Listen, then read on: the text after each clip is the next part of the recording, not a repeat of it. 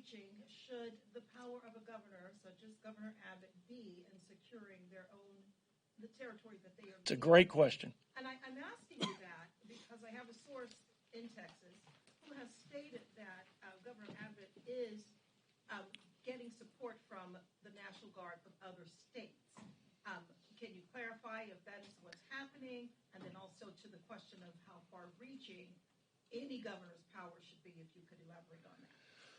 Well, unlike just legal precedent, this is the plain language of the Constitution. And I'm not a lawyer, but it is clear and unequivocal that when there is an actual invasion or, and these are the words of the Constitution in Article 1, Section 10, an actual invasion or imminent danger such that will not permit delay, the states have that right of self-defense. Now, I'm sure there are various contours to that discussion that the courts will take up, but this isn't something that is being, divined by state leaders in Texas. This is the plain language of the Constitution. The arguments in the past, for example, U.S. v. Arizona, the last time an immigration case went to the Supreme Court, a seminal question was asked: can a state enforce federal laws if the federal government is not? Now, the conservative jurist said that they could, but it was a more liberal court, and they struck down Arizona's claim that they could do that. They said that the federal government has sole jurisdiction over enforcing immigration laws. That's not what Governor Abbott and the leaders of Texas are arguing.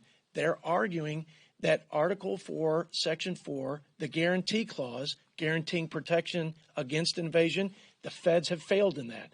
And then Article 110, that there is an actual invasion and there's imminent threat. So the state of Texas has the broadest latitude to do what it needs to do with the tools and authorities and resources they have.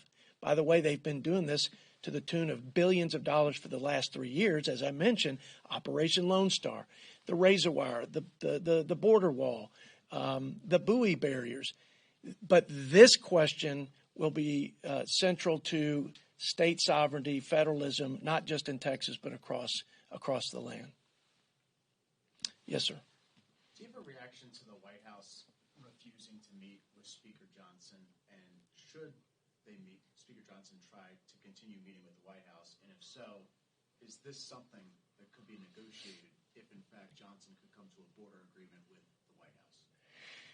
I think it's worrisome that the President of the United States is not sitting down with the leader of the House to discuss funding the government and the policies and direction of our country, especially as it relates to the most imminent threat to our security and to the safety of our citizens, which is the border crisis that his administration and he have created. I suspect, and there's been a lot of discussion about his cognitive challenges and his mental health state, that they may be protecting him from engaging and further disclosing those challenges. But that's just what I surmise because of what I read. But it's a problem when the issues of this significance arise: funding the government, making sure we make good on our commitment in the Fiscal Responsibility Act to rein in spending, and then to secure the border and work out those policy issues. I think it should be concerning to all Americans. Where is our commander-in-chief? Where is our chief executive in these conversations? Except we know where his DOJ is. It's suing, it's harassing, and it's obstructing the state of Texas, picking up the slack for a federal government that has abandoned them in their time of need. Well, thank you all for coming.